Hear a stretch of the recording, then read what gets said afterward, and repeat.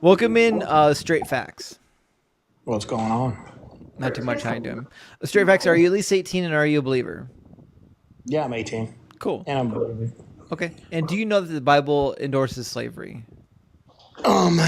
Actually, the Bible didn't initially endorse slavery. Can you define what you mean by initially? Can I finish my statement? Can I finish my premise? Well, you stopped talking, which is why I asked the question. I didn't stop talking. You talked over me. Okay, well, so I didn't, but also, if you're going to say something like the Bible didn't initially endorse slavery, I need to know what you mean by initially. So initially, God commanded that every city that the Israelites go into, that they completely, utterly destroy them. Not every city. You're lying. No, it's true. It's not. I'll read it for you since you haven't read the book. Don't worry. Read Deuteronomy, right? I'm going to read it for you right now because you haven't actually read the book. Bro, I read the book more than you, bro. No, you didn't. Oh, yeah. No, you didn't. I'm going to prove you wrong, and then you're going to apologize. So it's okay. What position? You can stop talking now. What position of authority do you have over God? You can stop talking now. I'm going to read the book to you. It says, when you draw near to a town to fight against it and offer it terms of peace. So just answer. If it accepts your terms of peace, I'm going to read the book to you since you lied on it. If it accepts your terms of peace and surrenders to you, then all the people in it shall serve you as forced labor. But if it does not accept your terms of peace and makes war against you, then you shall besiege it. And when the Lord your God gives it into your hand, you shall put all of its males to the sword. You may, however, take as your plunder the women, the children, livestock, and everything else in the town, all of it spoil. You may enjoy the spoil of your enemies, which the Lord your God has given you. Thus, all of them made war. I don't know why you keep talking. I'm just going to keep muting you. Thus you shall treat all the towns that are very far from you, which are not the towns of the nations here. I don't know why you keep talking. He says, thus you shall treat all the towns that are very... I'm going to keep muting you every time you talk over me.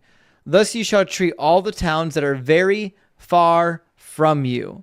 So if the towns are very far from you, you don't need to genocide them. You don't need to kill every single man, woman, and child. It says, but as for the towns of these people that the Lord your God is giving you as an inheritance, you must not let anything that breathes remain alive.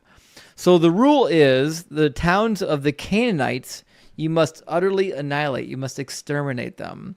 But the towns that are far away from you, you can let some of them live. And when you go to war with them, some of them will be your forced labor, and some of them, if you go to war, will be your booty. They'll be your war spoil. Do you understand the difference? You obviously don't read in context, do you? I did. Do you understand the difference between a town that is far away from you and a town that is in the land of Canaan? Can I answer? Or are you just going to keep muting me? Do you understand the difference between a town that is far away from you and a town that is part of the Canaanite stronghold? So the first portion states those that do not go to war with you. That's not what it says. Yeah, it is what it says. No, quote it again. That's not what it says. You're lying. Those that choose not to go to war with you. That's not what it says.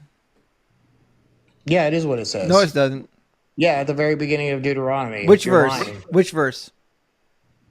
So, do you want to answer to my premise? Name the verse number. You just read it. Name the verse number because you are lying. No, you're lying. I just basically Okay, so I'll read it to you again. It says, when you draw near to a town to fight against it, offer it terms of peace. If it accepts your terms of peace and surrenders to you, then all the people in it will serve you as forced labor. And then later it says, this is what you do to the towns. So you just quoted the verse. Bro. Then it says, this is what you do to the towns just quoted the verse. That are far from you. You don't do that to the Canaanites. You do that to the towns that are far away from you. So the towns that are very far away from you, What you don't do is you exterminate them. You do that to the Canaanites. To the towns that are far away from you, you offer them to be your corvée labor. You offer them to serve you as forced labor. Do you understand that there is a difference between the Canaanites and the towns that are far away? You just quoted the verse, bro. Do you understand that there is a difference between the Canaanites and the towns that are far away? So you just quoted the verse, dude. Do you understand that there is a difference between what you do with the Canaanites and what you do with the nations that are far away? I don't know why you keep talking over me. It's a yes or no question. I'll ask you for the last time.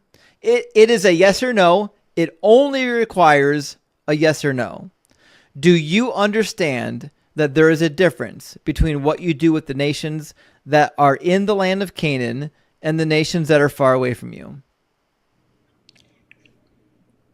Scared and childish, bro. Straight facts, more like straight dodging. Why even come up if you're just going to flame out? Because they have no argument. Zero argument.